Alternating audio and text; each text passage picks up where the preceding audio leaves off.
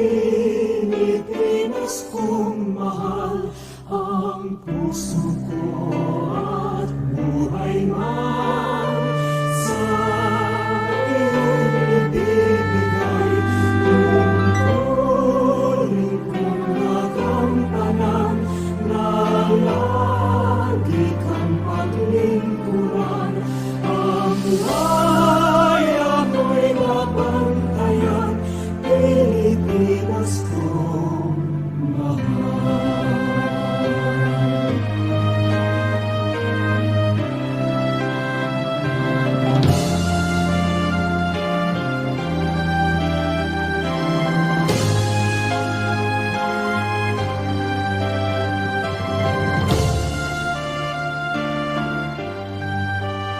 Ang bayan ko'y tanging ikaw, Pilipinas kong mahal, ang puso ko at buhay man sa iyong ibibigay. Tungkulin kong nagampanan na lagi kang paglingkuran. Ang laya mo'y nabantayan, Pilipinas kong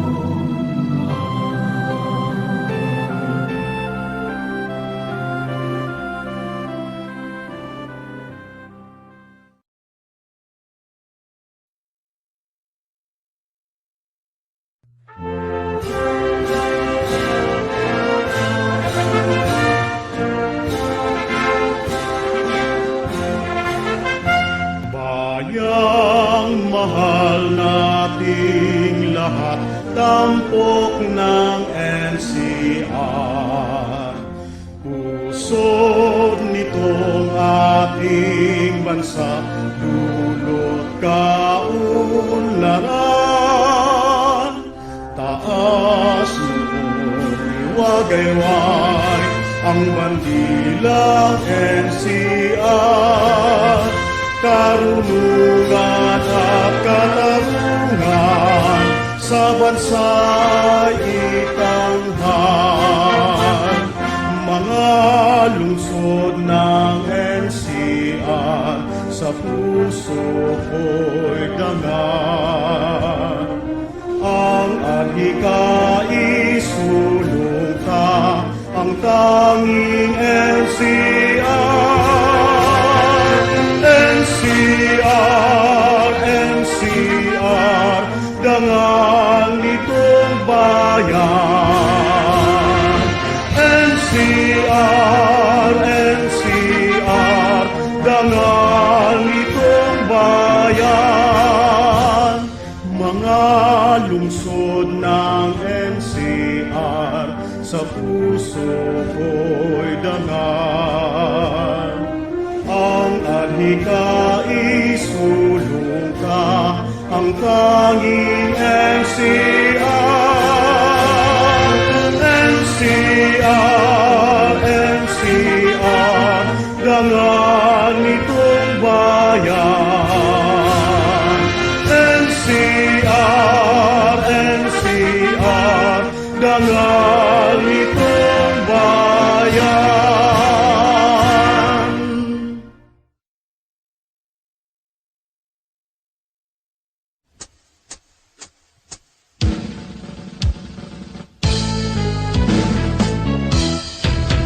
Caloocan na bilang bayan, uyangga ng katipunan, ang alam ng himagsikan.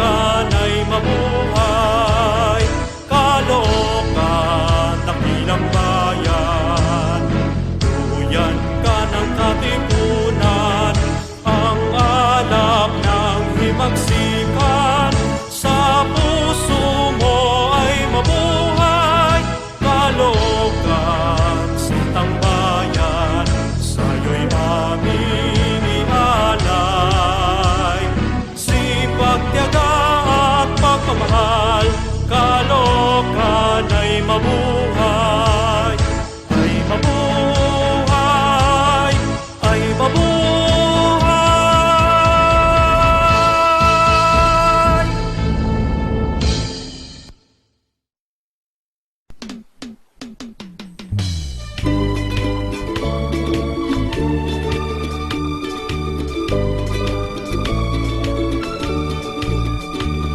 Beloved Sambalita High School, your name forever be keep in glory. To you we pledge our loyalty, whenever and wherever we are. Your torch we keep eternal burning, for this to serve as our guiding light. Marching forward to path we choose, now confident in strength we all are. Beloved Sampaguita High School, your name forever be in glory. Beholden to you for a lifetime, we thank you our alma mater dear. Beloved alma mater dear, we don't know how wisdom and virtues, we're headed for a new horizon, we'll reach our goal for we are free. Beloved Sampaguita High School, your name forever keep in glory. Beholden to you for a lifetime, we thank you our alma mater dear. We thank you our alma mater dear.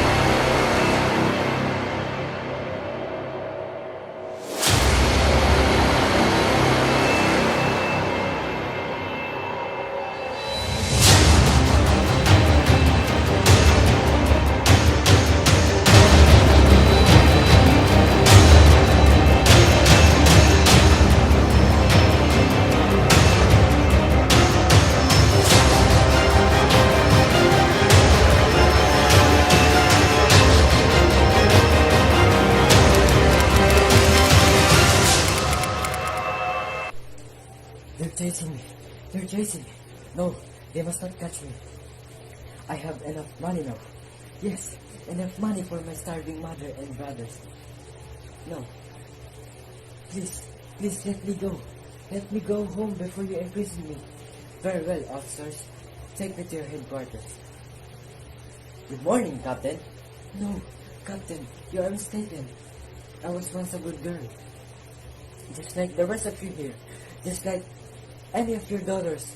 But time was when I was reared with love. We live honestly. We live honestly in life. My father, mother, brothers, sisters, and I. But then, poverty enters the portal of our home. My father got jobless. My mother got ill. The small savings that my mother kept for our expenses was spent. All for our daily needs and her needed medicines. One night, my father went out, telling us that he would come back in a minute with foods and money. But that was the last time I saw him. He went with another woman. If I could only lay my hands on his neck, I would wring it without pain until his breath out.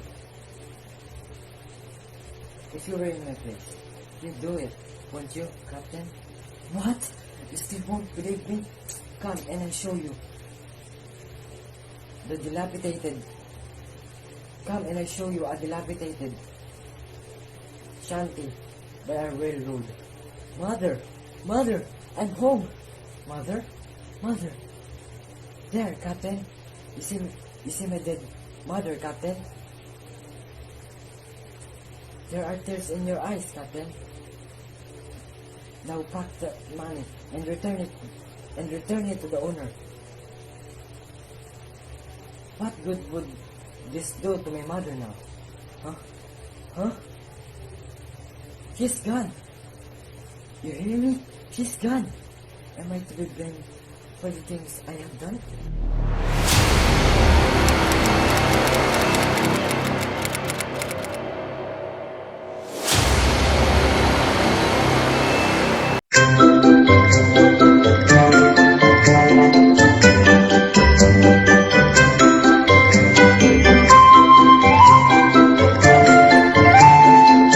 They are chasing me. They are chasing me. No, no, no. They must not catch me. I have enough money now. Yes. Enough for starving mother and brothers. No, no, no. Please let me go. Let me go home before you imprison me. Very well. Officers, take me to your headquarters. Good morning, Captain. No, Captain. You are mistaken. I was once a good girl. Just like the rest of you here. Just like any of your daughters. But time was when I was raised in slums. But we live honestly.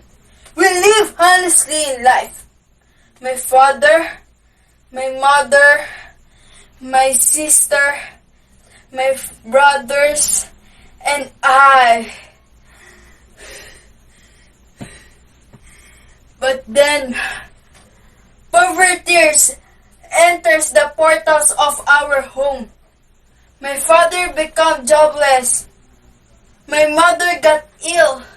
The small savings that my mother had kept for our expenses were spent. All for our daily needs, and her need medicine. One night, my father went out telling us that with plenty of foods and money. But that was the last time I saw him. He went with another woman. If I could lay my hands on his neck, I would wring it without pain until he hurts no more. If they in my place, you did it, Captain. What? You won't still believe me? Come, and I'll show you the depleted shanty by a railroad.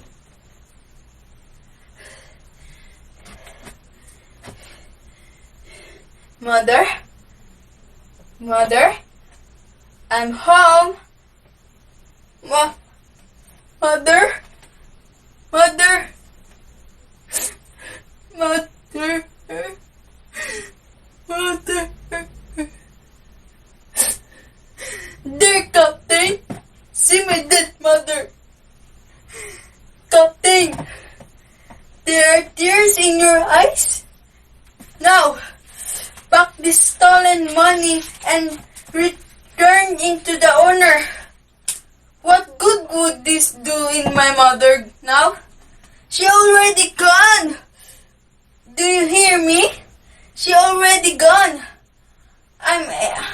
I to blame for the things I have done.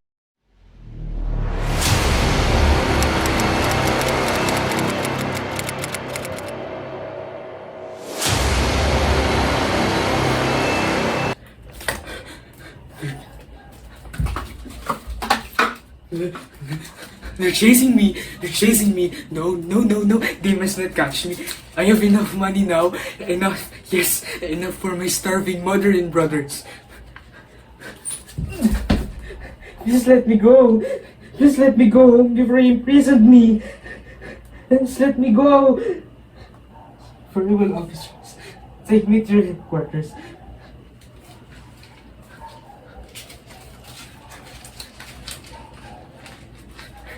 Good day, Captain. No, no, Captain. You're mistaken. I was once a good boy, just like the rest of you here, just like any of your sons. What time was when I was reared in slums. But we live honestly in life. My father, mother, brothers, sisters, and I. But then, poverty enters the portals for home. My father became jobless. My mother got ill. The small savings that my mother had kept for expenses were spent. All of our daily needs and her needed medicine. But you know, Captain, one time, my father went out telling us that he would come back with plenty of food and money. But that was the last time I saw him. He went with another woman. If I could only lay my hands on his neck, I would wring it without pain until he breathes no more. If you're in my place, I'll do it. Won't you, Captain? You won't still believe in me? Come, and I'll show you the dilapidated shanty by the railroad.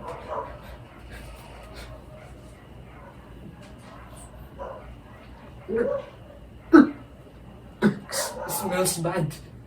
Mother? Mother? Mother? Mother? Mother! Mother! Mother! There, Captain. See my dead mother.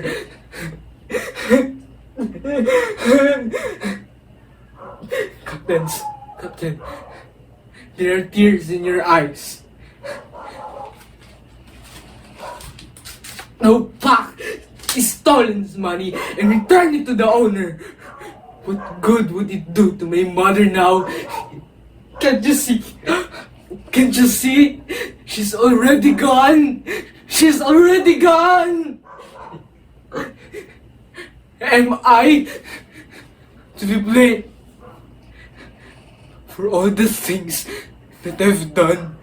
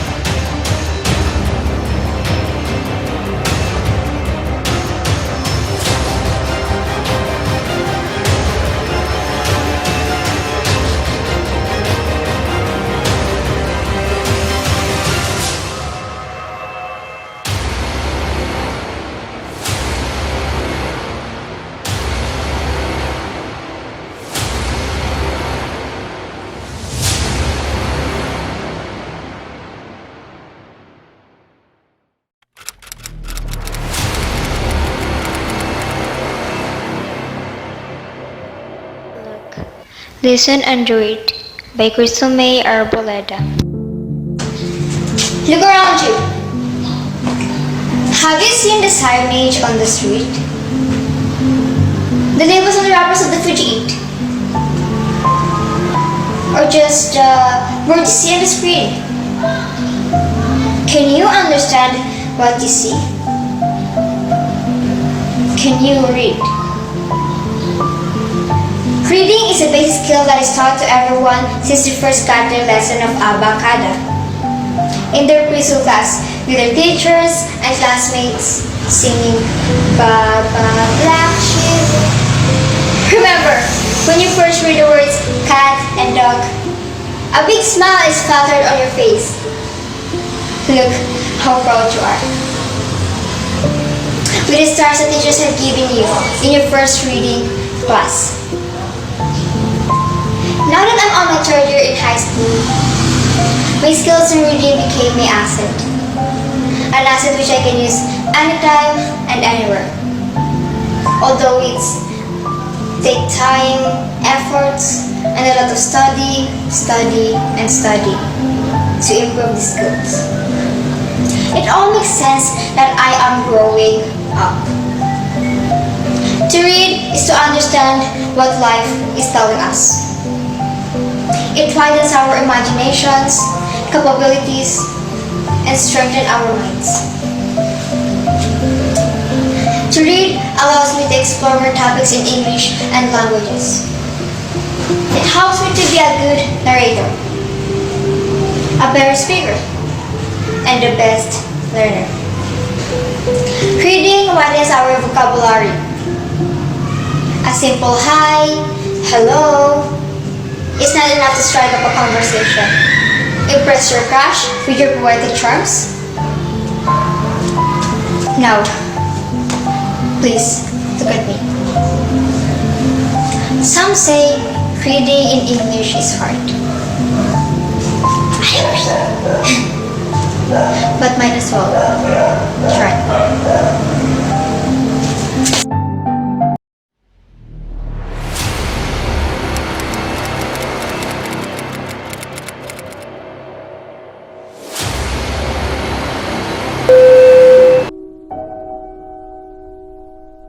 I have traveled around the world. I have seen the great beyond. I have met friends, people, allies, and have made some enemies. I have seen empires ruin and rise. I have seen the present, the future, and the past of what will become. But what am I? Am I some great being? Am I a time traveler? Am I a god? No. I am a reader. I read for the mere able to read. I read to be able to learn. I read to feel the emotions of who I know. I am a reader. I read to be a character. I am a reader. A reader, an exceptional title for someone. Though, am I the only reader? Who is capable to experience what I have experienced? Who is capable to know what I know now? To see what is written, who writes? I am a mere reader. Readers read, writers write. The writers, they are the ones who give up their time, their skill, their talent, and passion to give readers. They are able to pick apart their brain to form words that stimulates the knowledge of us. But are they benevolent? The writers, are they something benevolent? No. We are not benevolent. We write for the passion. We pick up the pen and write for you. As writers, we are able to break down our defenses, to teach readers, to use our talents for readers.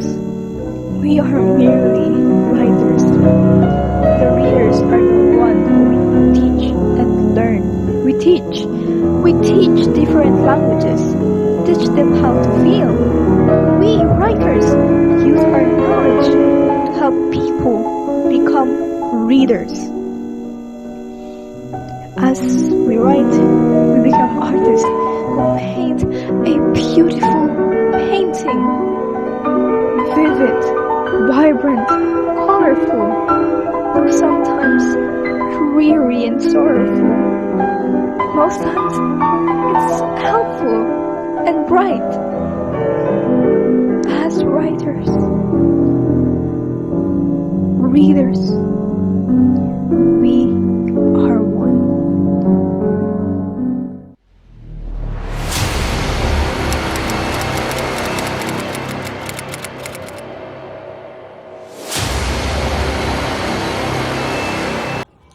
My roller coaster journey. Back then, I have always told myself that reading is not like any other stuff that is fun and enjoying. I mean, just by looking at the letters, it makes you want to do some resting or any other things other than reading. Going back when I was a child, I love to have books. Don't get me wrong, it's not because I love reading, but because the book covers are fascinating. My young mind was amazed by the illustrations and colors and not what there is to discover. As I took my first glance at those tiny letters, it gave me nothing but pleasure. As I moved my eyes going to the next pages, it gets better. It was until then that I realized that reading is just as important as breathing. As I grow older, I became an achiever. I learned to be brave and bolder, and English subject was never a hindrance to me to go farther. It's like in this battle, it became my weapon and armor. It is my edge in academics and even now during pandemic. I was eager to read more and more books, so I looked and looked for more books and even ebooks. I was basically hooked. I excel in everything because of reading, and look, I am in front of you confidently speaking, and it was all because of reading. It became my escape in this droning reality, in this melancholic journey towards uncertainty. It was my light during the days where I felt empty and lonely. And just like the books that I have read, even though I bled, there's always bright future ahead.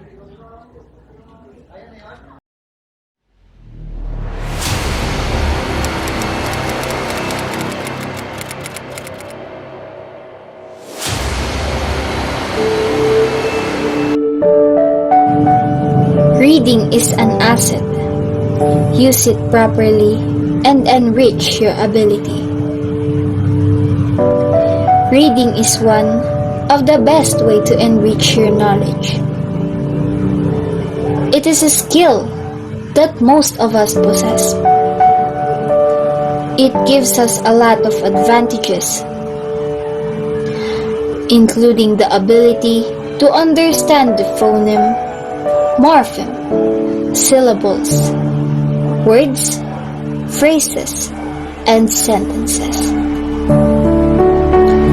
It's one of the macro skills that makes us recognize the rhetorical forms of written text according to form and purpose, distinguish between literal and implied meanings, infer context that is not explicit by using background knowledge, and a lot more. Reading teaches us new words and perspectives. It helps strengthen language and sharpen sentence structure. It gives us a better command over the language. All of this are critical to being a good speaker. Reading may also lead to a better, more balanced life. When students read, they train their brains. In essence, we are mentally stimulated. Acquire knowledge and ideas, reduce stress in our lives, improve our vocabularies and memory, and develop keener analytical skills as well. The more we read, the more we broaden our vocabulary and are able to articulate concepts accurately and more effectively to others. Increasing our ability to communicate also helps makes us a better worker or student. Reading is an asset. Use it properly and enrich your ability. I am Angelique Tiamson from Grade 10 Section P, Advisory Class of Mr. Arnold Arenas.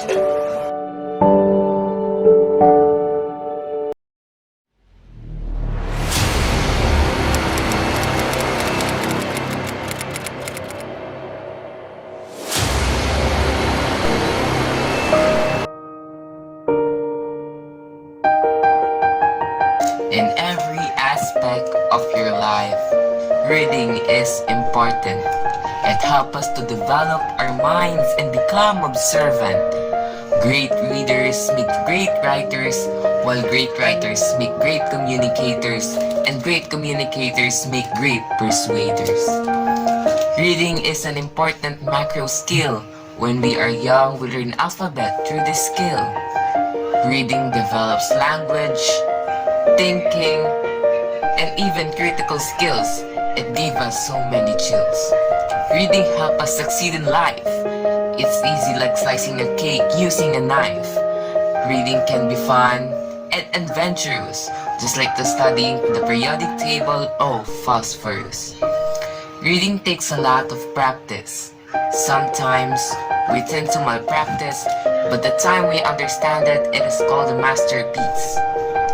Every time we read, we exercise our comprehension abilities. It helps us to recall the past memories that develop us piece by piece. It stabilizes our emotion, just like an ocean in motion. When we read, we use our eyes. When we understand it, we always smile. When there are times that you are sad, reading makes you glad. Reading is essential because it gives us so many potentials. A high school student full of trials. We need to read to get out of this denial. Reading is a highly valuable skill and activity. It recommended to learn to promote creativity. We are stuck in this captivity, and reading is the key, and we need prosperity. Reading is something that we can do on our own. It greatly broadens our vocabulary to stand alone. Reading skills in a book are always the best companion. It drives our mind to give positive imaginations. It helps us to discover new creations and to have other communication. Reading is a productive skill. It helps us to translate information into reality skill. Books are like fairies and elves, because everyone like that, even ourselves. And I know what is good to look. Just look inside a nice book. Reading is essential. Reading always give us a good potential.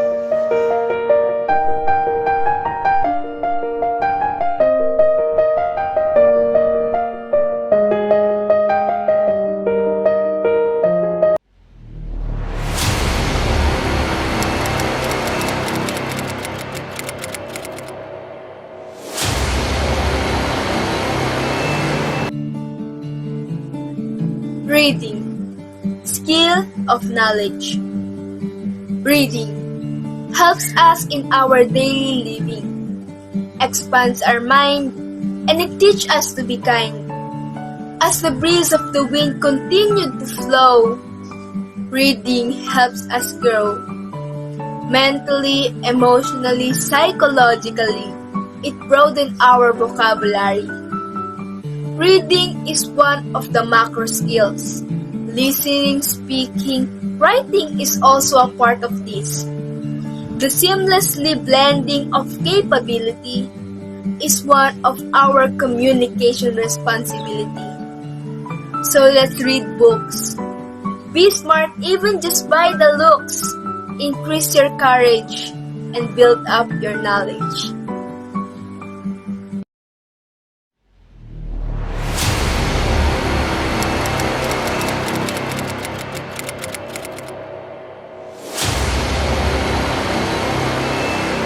If anyone asks me why reading is important, for me, it is the resultant of our communication, participation, and communication. Do you know that it fosters our concentration? In our generation, some of us have their misinformation, in learning of English education. We keep on telling, asking, and participating and using these words, but not knowing how it works, not knowing what the exactly meaning of words and phrases that we are using, not knowing what we actually saying, and this is the worst. One of the basic reasons why reading is important is it helps you grow mentally, emotionally, and psychologically. Do you know that it develops our brain? Teaching young children help them to develop their language skills, and it also help them learn to listen. Don't worry, there are macro skills that will help you use your English language properly. We have reading, listening, writing, and speaking. There are also macro skills with levels: literal, reorganizational, inferential, evaluation, and appreciation comprehension. Reading comprehension involves decoding of exact meaning of what we actually reading. Writing is a process of using symbols to communicate thoughts in readable form. There are writing processes like pre-writing, drafting, revising to the proofreading, and publishing. Listening is the ability to accurately receive and interrupt messages in a communication, while speaking is done through vocalization. Every English book provides you an opportunity to learn and explore ideas more brighter. Reading increases your knowledge and makes you smarter. Now in our generation, in order to us to have a correct pronunciation, deliver right communication, we have to apply reading of English language education. This poem entitled Reading to Communication, originally composition by Isabella Marie Villanueva of Sampaguita High School, Grade 10, Section Q.